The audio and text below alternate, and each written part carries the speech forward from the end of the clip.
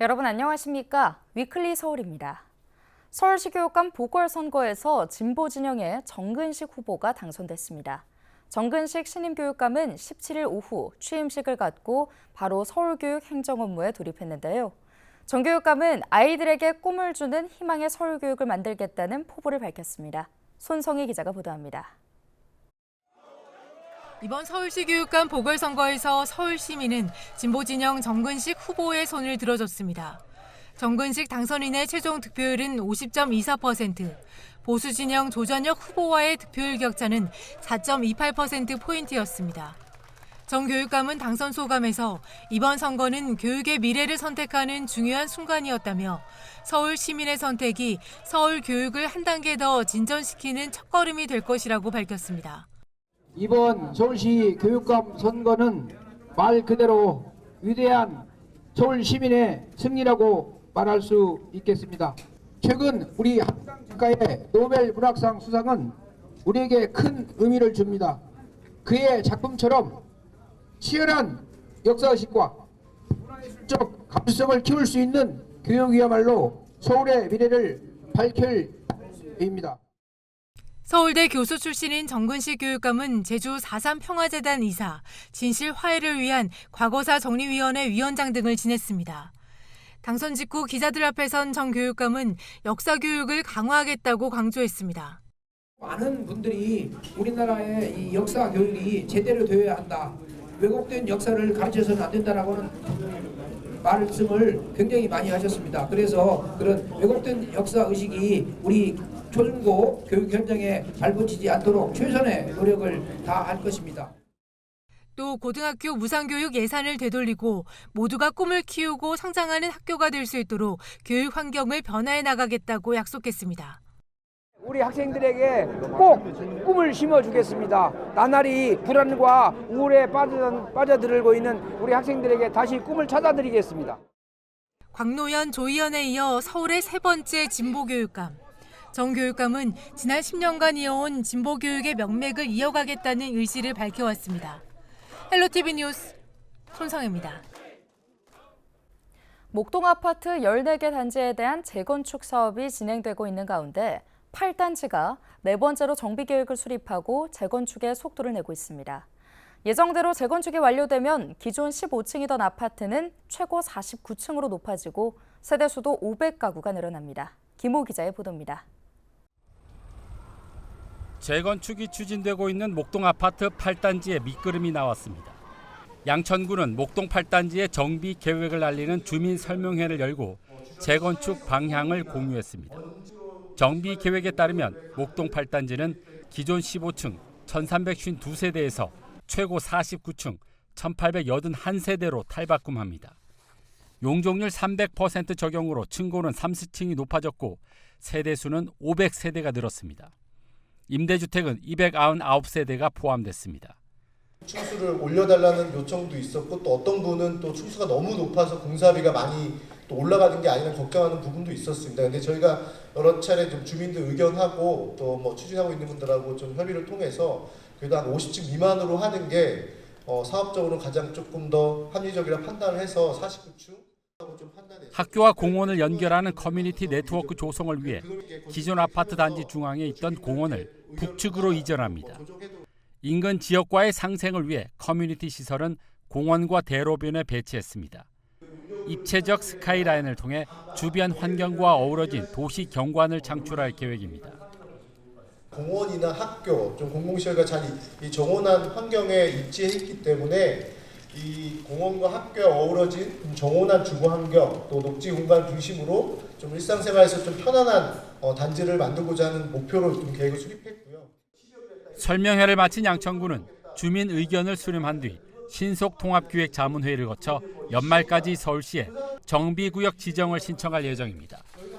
정비구역 지정이 완료되면 내년 하반기에는 재건축을 위한 첫 삽을 뜰 수 있을 것으로 전망됩니다. 서울시에서 신속통합기획으로 절차를 간소화했다고는 하지만 공유재산 매각 심의, 각종 절차 어마하게 많아서 이제 겨우 설계 단계로 들어가고 있습니다. 그래서 내년에 아마 하반기 정도에는 착공하지 않을까 이렇게 생각하고 하는데. 재건축이 추진되고 있는 목동 14개 단지는 올해 초 모두 안전진단을 통과했습니다. 정비계획은 6단지와 4단지, 14단지에 이어 목동 8단지가 네 번째이며 6단지는 지난 8월 정비구역으로 지정됐습니다. 오는 18일에는 목동 13단지 정비계획에 대한 주민설명회가 개최되는 등 단지별 재건축 밑그림이 하나둘 그려지고 있습니다. 헬로티비 뉴스 김호입니다. 서울의 대표 관문인 김포공항 일대는 그동안 고도 제한으로 낙후된 주거 형태가 밀집해 있습니다.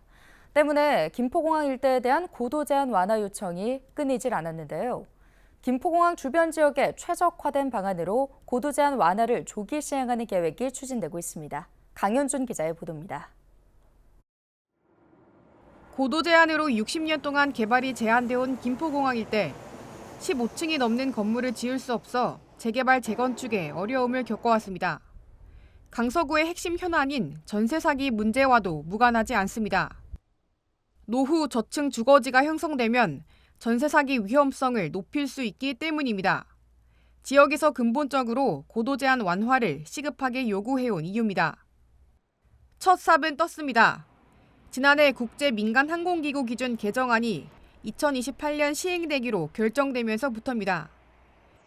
김포공항 주변 지역 특성에 최적화된 새로운 장애물 제한 표면 기준안도 마련됐습니다. 일률적인 국제기준 개정안에서 더 나아가 김포공항 여건을 고려해 고도 제한 높이를 더 완화하는 겁니다. 이렇게 되면 기존 45m의 높이 제한을 80m까지 상향할 수 있게 됩니다. 지난 9월 김포공항 기준안을 토대로 국토교통부 건의도 마쳤습니다. 강서구가 가장 김포공항 고도 제한 완화의 문제에 행정력을 집중하고 있다 이렇게 생각이 들고요. 아이카오의 그런 타임 테이블이 이제 원래대로 발표된 대로 진행되게 하는 것이 가장 중요한 것 같다. 관건은 국제민간항공기구의 국제기준 개정안이 국내에 언제 적용될 수 있는가입니다. 다음에 국제기준 개정안이 발효된 후 2028년 전면 시행될 예정인 상황. 서울 강서구는 적용 시기를 최대한 앞당긴다는 방향입니다. 김포공항에 최적화된 기준안을 우선 반영해 2028년 이전까지 신속하게 처리될 수 있도록 지속적으로 서울시 국토부와 협의를 이뤄갈 계획입니다. BTV 뉴스 강현준입니다. 내년 봄 취항을 앞두고 있는 한강 리버버스가 노선 단축과 선박 제조업체 선정 논란 등 출발 전부터 잡음이 많았습니다. 이번 국정감사에서도 역시 도마 위에 올랐습니다. 졸속 추진이라는 야당 의원의 지적에 오세훈 시장은 신속 추진이라고 받아쳤습니다. 양진호 기자의 보도입니다. 부실업체 선정 논란과 노선 단축 등 여러 논란이 불거졌던 한강 리버버스. 이번 국감에서도 주요 검증 대상이 됐습니다. 먼저 수백억 원 규모 프로젝트가 불과 2개월 만에 결정돼 졸속으로 추진됐다는 지적이 나옵니다. 이로는 유럽 출장에서 지시했는데 곧바로 2달 만에 TF가 구성되고 용역 발주도 또 2달 만에 구성됐다고 합니다. 수백억 이상이 드는 국가 예산입니다. 오세훈 시장은 2개월이라는 기간 자체를 부정하진 않았지만 시각을 달리했습니다. 저는 졸속이 아니라 신속이라고 생각합니다. 노선 축소에 대한 지적도 나옵니다. 혼잡한 김포 서울 대중교통에 숨통을 틔우겠다고 제안된 리버버스에 김포행 노선이 사라졌다는 겁니다. 김포 노선에서 여러 가지 어려움들을 한강의 리버버스로 해결하겠다라는 취지로 제안하신 거 맞으시죠? 네. 예. 그런데 이게 점점점 축소되어서 마곡 잠실로 노선이 축소되었어요. 즉 김포행은 아무런 애초 제안했던 내용이 다 사라져 버렸습니다. 오 시장은 김포 지역 국회의원이 반대했기 때문이라고 화살을 돌립니다. 김포 국회의원님이 반대하셨습니다. 대중교통 접근성이 취약하다는 지적에 오세훈 시장은 직접 걸어봤다며 접근성이 충분하다고 응답했습니다. 리버버스 7개 선착장이 있는데요. 대중교통부터 선착장까지 소요되는 거리가 몇 분인지 계산해서 알고 계시죠? 그럼요. 다 걸어봤어요. 그게 10분에서 20분입니다. 걸어보셨는데 그렇지 않아요. 확인 결과 10분 내로 지하철에서 선착장까지 이동할 수 있는 곳은 여의도와 옥수역 인근 2곳이었습니다. 나머지 가양과 망원, 잠실 등 5개 선착장은 짧게는 10분, 길게는 20분 이상 걸어가야 접근이 가능합니다. 오세훈 시장은 마지막 답변에서 내년 봄 결과로 증명하겠다며 자신감을 내비쳤습니다. 판가름은 내년에 날 겁니다. 내년 봄부터 운행이 시작이 됩니다. 지금 여러 가지 문제 제기에도 불구하고 순조롭게 배를 건조하는 작업이 진행 중에 있고요. 내년 3월부터 준비를 해가지고 충분한 준비를 거쳐서 안전하게 이 사업이 시작이 되면 서울시가 예측한 한강 리버버스 하루 이용자 수는 약 5,200여 명. 대부분의 수익은 운임이 아닌 선착장의 상업시설과 광고에서 나올 것으로 알려졌습니다. BTV 뉴스 양진호입니다.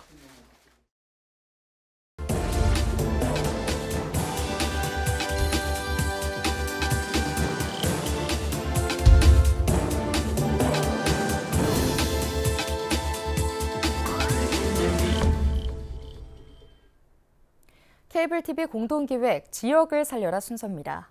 한때 우후죽순 생겼다가 이용률이 저조해 사라진 공공배달앱이 요즘 다시 주목받고 있습니다. 민간 배달앱의 수수료 인상으로 자영업자들의 시름이 깊어졌기 때문인데요. 공공배달앱이 해답이 될 수 있을까요? 서울 광진구의 사례를 알아보겠습니다. 딜라이브 윤지아 기자입니다. 경제적으로 수수료 때문에 엄청난 부담이 됐고요.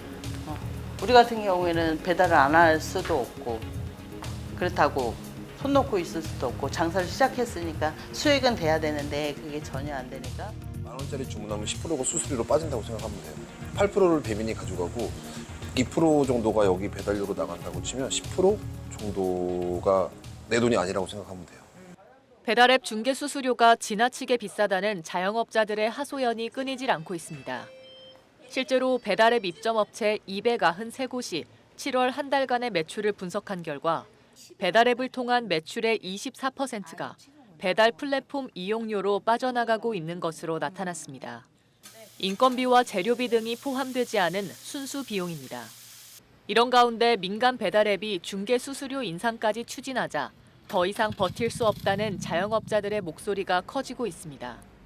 광주와 전남 등 일부 지역에서는 민간 배달앱을 탈퇴하고 공공 배달앱을 이용하자는 환승 캠페인까지 벌어지고 있는 상황.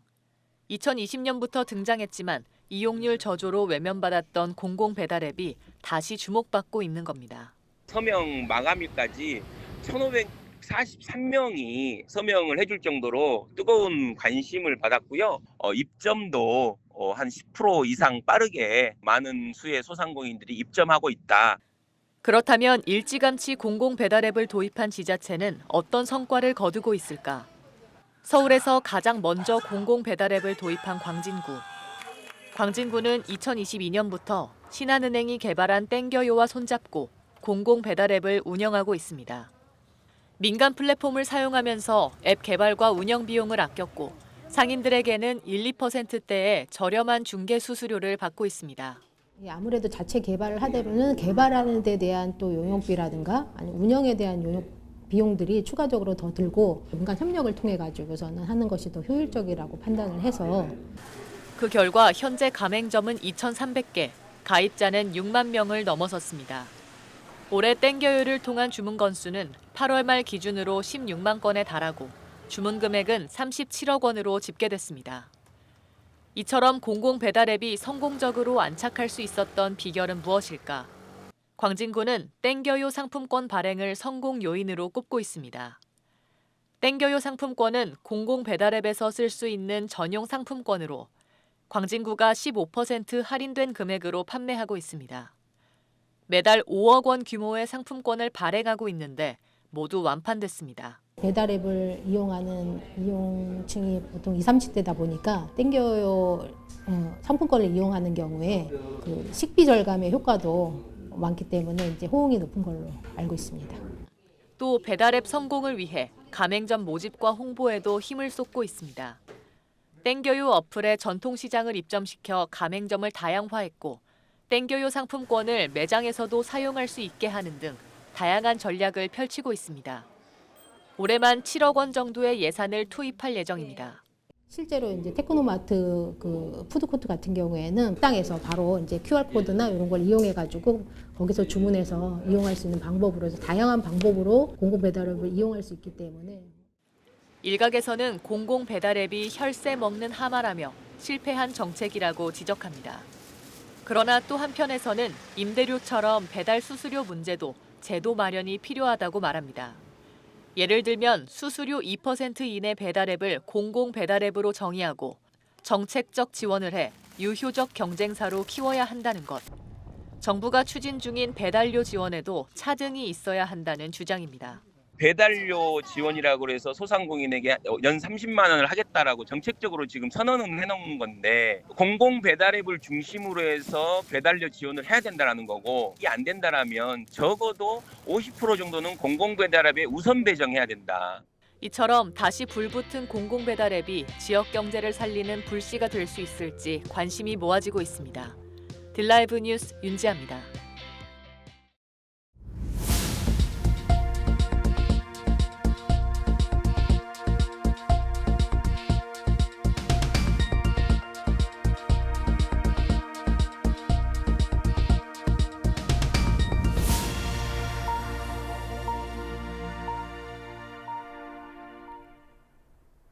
서울 시민이 가장 많이 찾은 공공데이터는 교통인 것으로 나타났습니다. 서울 디지털재단이 발표한 서울시 공공데이터 활용 현황을 보면 올 9월 기준 공공데이터 총 이용 건수 1위는 지하철 실시간 도착 정보였습니다. 또 2위는 실시간 도로 소통 정보, 3위는 지하철 실시간 열차 위치 정보 등 1위에서 3위까지 모두 교통 분야가 차지했습니다. 다운로드 기준으로는 상위 10개 중 5개가 대기 환경 현황이나 초미세먼지 경보, 오존 경보와 황사 경보 등 환경 분야인 것으로 나타났습니다. 8세 이하 자녀를 둔 서울시의회 공무원은 일주일에 한 번씩 의무적으로 재택근무를 하게 됐습니다. 서울시의회는 육아 친화적인 조직 문화 조성에 동참하기 위해 주 1회 재택근무 의무화를 실시한다고 밝혔는데요. 대상은 8세 이하 자녀를 키우는 서울시의회 소속 직원으로 이달부터 일주일에 한 번 재택근무를 하게 됩니다. 다만 의정활동 지원 공백을 줄이기 위해 비회기 중에만 의무적으로 재택근무를 실시하도록 했으며 그 외의 기간에는 업무 사정에 따라 재택근무나 유연근무를 자율적으로 실시하도록 추진합니다. 서울시가 반려동물의 관경병 피해를 막기 위해 예방 백신 4만 5천 마리분을 무상 공급합니다. 지원 대상은 반려동물로 등록된 3개월 이상 된 개와 고양이며 오는 31일까지 거주지 인근 지정 동물병원을 방문해 접종료 10,000원을 지불하면 예방접종을 받을 수 있습니다. 뉴스 마칩니다. 고맙습니다.